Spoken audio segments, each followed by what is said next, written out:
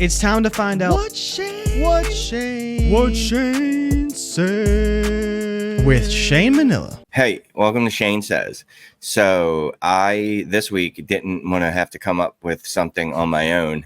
So what I decided to do is get a Canadian on the team. One of the few Canadians I like. And apparently people like me with him. So it's the dude, Ty Decare from DD Fantasy. Where might the people know you from in case they don't? I'm imagining they're listening to me. They know where you're from, but whatever. You may recognize me from such Canadian films as Strange Brute. No, I'm kidding. You'd find me on the Trade Show. Yeah, you'd find me on DTI 5, Old Dynasty Trades in 5, once or twice. Or you can find me on X at Ty Decare 44. All right, that's good. What we're doing today, simple, quick show, right? This is what it was supposed to be. The show's supposed to be like 10, 15 minutes. We're not going to let me be long-winded. You're not going to be long-winded. We're just going to talk about a trade I made. That's it. What's the trade? I'll pull it up here. So it was, what was it? It was a 10-team or 12-team start 10 bro, PPR. Hold on. 5. First of all, don't accuse me of being in a 10-team. I'm sorry. I'm so sorry. As soon as it left my mouth, I was like, wait, that couldn't be. That could not be. So in a 12-team league, start 10, you sent away Kamani Vidal, Puka Nacua, and a 2025 first-round pick and a 2025 second-round pick. You got back Kyren Williams, Rashee Rice, and a 2025 fourth. So one, completely forgot Kamani Vidal was actually in the deal at all. Completely forgot. That's unfortunate. I hope he doesn't turn out to be the next Austin Eckler / Danny Woodhead. But he wasn't. Did he play this week? Was he one of the many healthy scratches at the running back position for rookies? Let's see. I mean, for right now, he's quite forgettable in the grand scheme of things. Either way, I don't think he matters. Yeah. I don't think he got a single snap. No. So this is also a big part of this, right? It's a quarter point PPC. So just for people that like to do math, 4 carries equals a point. 8 carries equals 2 points. 12 carries equals 3 points. That's 3 extra You'll never points. Guess what 16 carries gets you. Up to 4 points, right? Wow, yeah. I know. So I don't even know off the top of my head. I'm going to guess that, what's this guy's name? Kyren Williams hit at least 12 rushing attempts in, I'll go with every game he played last year. Just off the top of my head. I could be wrong. I know Kyren is a guy that I wasn't especially in on. Blake Corum, blah, blah, blah, blah. And then the Rams go, you know what? We're going to give him a 95% snap share in week 1. And it was pretty funny because I was actually just looking at Ronnie Rivers for another league. Like maybe I could throw him in. My man played 5% of the snaps. Blake Corum played a 0. Obviously, that'll change a little bit. And that wasn't the biggest part of the deal, right? But that's what I talked myself into. The first is Kyren Williams. And I've talked about this before, right? In the offseason, I'm like, you couldn't put a gun to my head and make me pay a first for a running back. Once we get into the season, things are different. Things are different. So obviously I lost Puka Nacua along with, 45 other million Americans / Canadians, North Americans, probably some South Americans too.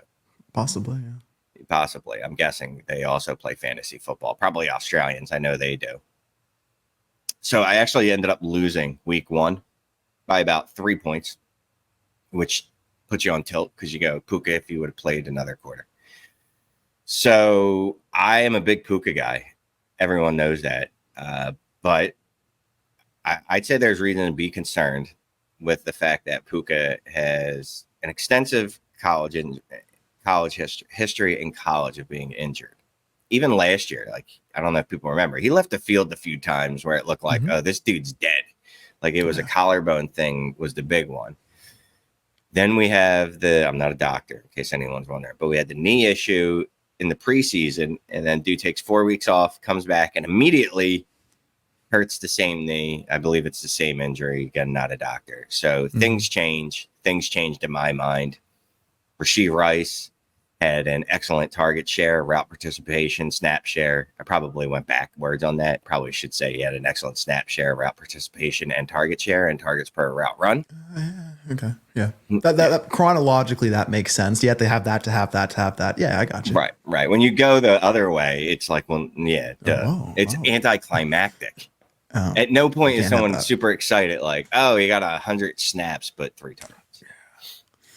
That was my thinking, right? I'm a competitor, and I do look at this, right? I don't like not having future picks, 25 picks, especially. Oh, not especially, but the next coming rookie class. I don't like not having picks.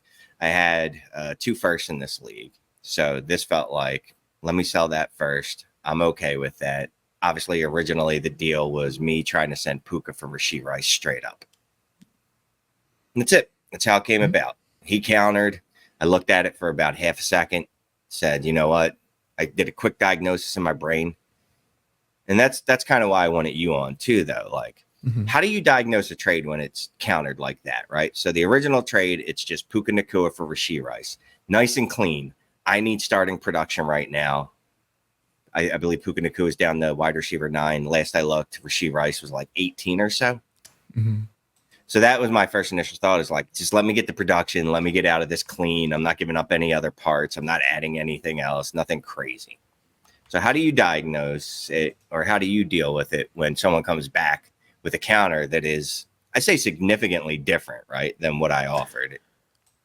Right. And just as a quick update, Puka is now wide receiver 10, and Rashee Rice is now wide receiver 13 on Keep Trade Cut. Wow. Yeah. So yeah, like you're trying something, whether like you've had your motivation to try a deal, or you're just sending out cold offers to everyone, just trying to sell off a certain asset, and you get a counterback that's completely not what you expected.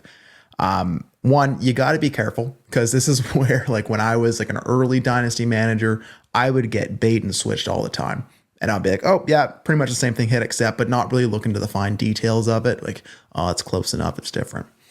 In a deal like this, so you sent Puka for Rice, and then he sent back what? Was it what was coming back? The exact deal. This exact deal, hey? Yeah. Okay, so I'd pretty much break it down for you, because like I said, you got to know where your team is in relation to the league and what kind of league you're playing in, right? And my analysis in a 10-team start 10, which you'll never find Shane in, and then a 14-team start 13, it's completely different. It's a valuation of everything. And I think the point per carry is going to factor in big with me here, because like you've said, and there's only certain running backs I want to spend a first for.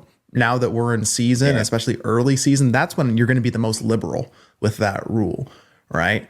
And if I'm going to spend a first for a running back, I might as well get one that fits the format, meaning someone who's going to get me, let's say over 12 carries a game. And if I just lost my first game by 3 points, you best bet I'm trying to find 12 carries somewhere, right? So first and foremost, if I'm sending my first, I got to know where my team is, and I got to project what that first can be, right?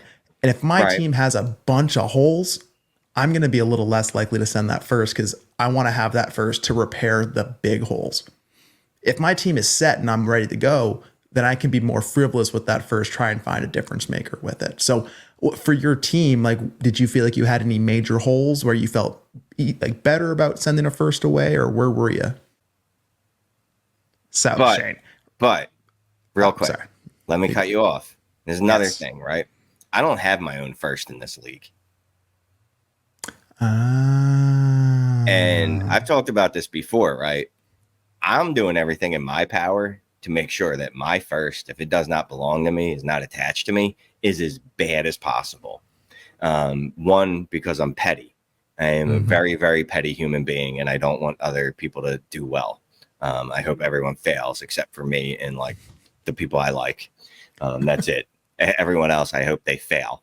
But not our viewers or listeners. Love those guys. Women too, especially the women. So I don't have my own first, so I want to spoil that too, right? So just wanted to throw that out there. That's the big part of it, is it wasn't my first. And the first that I'm sending back, I mean, it is probably mid-ish, 106, 105, 107, like that range. Like it could go one way or the other. But yeah, it wasn't my first. it probably, even if it was my first, the same concept would hold because I'm just making my team better. But I just felt like cutting you off, so I did. Oh yeah, you're fine. No, so I mean, and that's a big thing, right? You're not betting your first, you're betting someone else's first. And yeah, I agree. If I'm sending away my first, that thing is going to be the crustiest first you've ever seen. So yeah, I mean, you're sending away someone else's first. Yeah, a mid pick for Kyren, you have to bet format in that case, right? So a start 10 PPC, you're just betting that Kyren's going to be a difference maker at running back. Yeah, he had multiple games with 20 carries, which I forgot about. Like those are. Shoot, now I'm trying to do math. 20 carries would be 5 points. Yeah. Right? Good for you. And Canadian, too. Like, I know you guys use different You carried the one in Canadian. Yeah, good for you.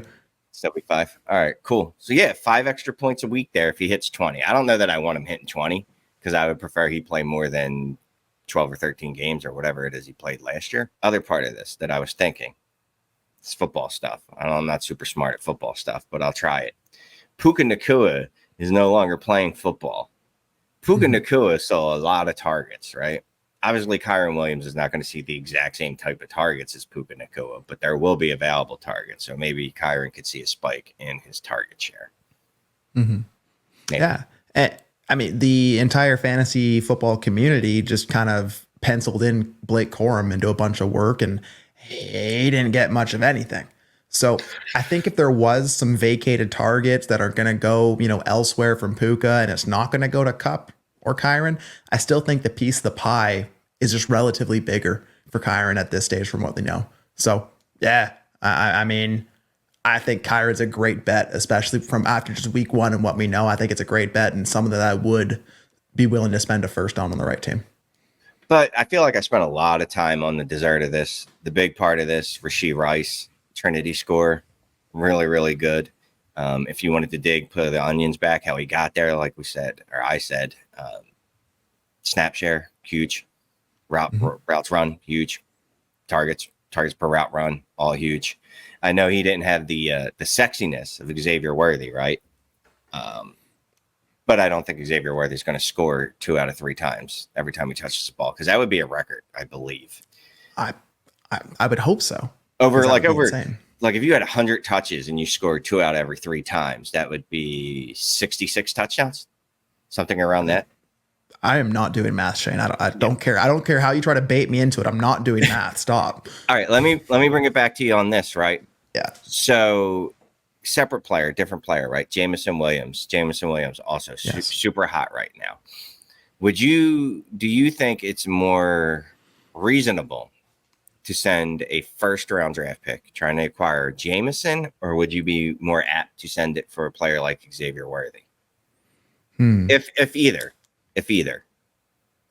I would be more apt to send it for Xavier Worthy. I love the bounce back that we've seen from Jamo, and it really wasn't until about this weekend that I remembered that Jamo was the 12th overall pick in the draft, right? And it's funny how that draft capital either seeps in when you're trying to find the positive relation to someone, or it creeps up on you when you're trying to find why you don't like someone, right? But I think X Worthy is, I'll say, in the better offense, but I think that's really debatable between the Lions and the Chiefs.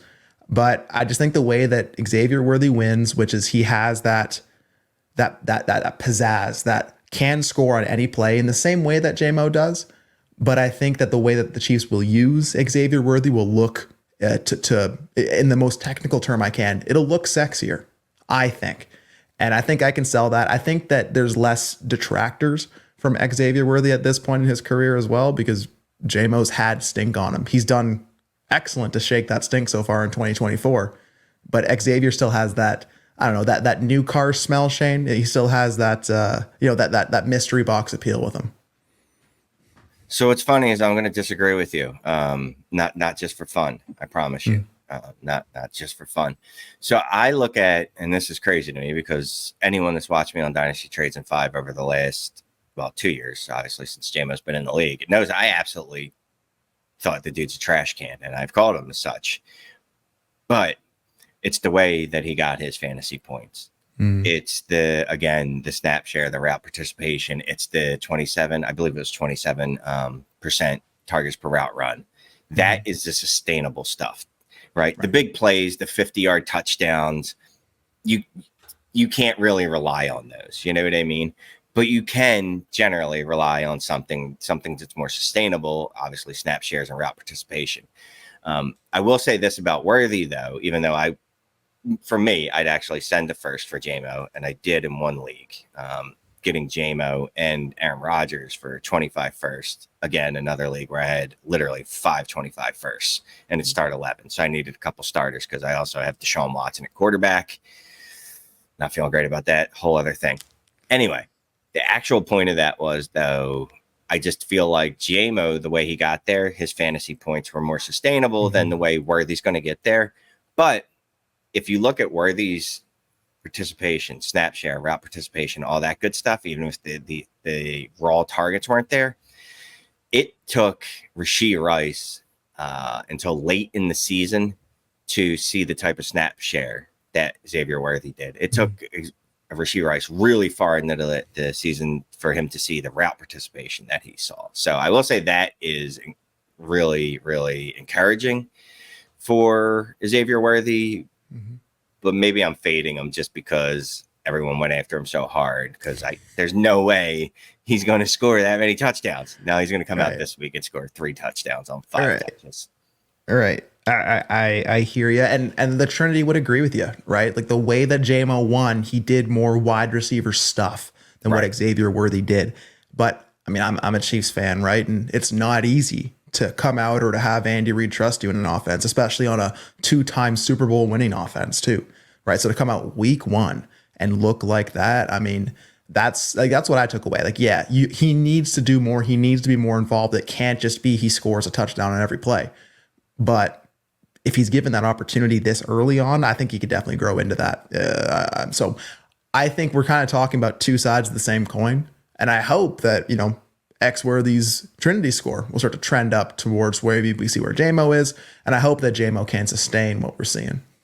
So I promised the people a short dose of me, all right? So just a short dose. If you want more, I'll say this, check out Patreon, All Gas. Is that right? DDFantasyFootball.com. I think the Patreon's still going, patreon.com/allgas. If it's not, it's all on the website. It's there, or it's on the website. Go to the website because you get to hear Ty Decare on Mondays, pole position.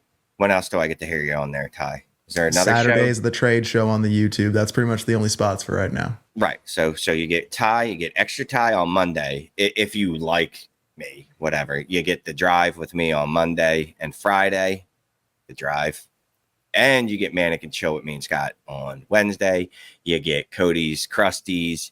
I think Ike was on there doing waiver wire stuff, or did I make that up? Yep. Okay. Through the wire with Ike. Jeff, bro, I'm going to say this now, and I don't mean to be a corporate shill, even though we're both pimping the hats. Remember, if you do buy anything from the store, please use the promo code Ty and Shane, which will take no money off of it, but whatever. It'd be pretty funny. You just type that in.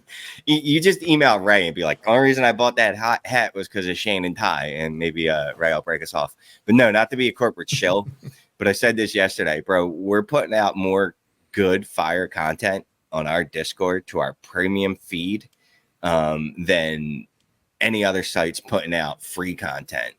And our free content is bananas. So I'm just saying that. I promised last time I corporate shill, but I had to because Jay Rich, very scary dude. I know if you watch him on Wake Up, you wouldn't think that, but no, that dude is scary. He muscled me up and was like, "You need to start selling better." So I don't want Jay Rich coming after me.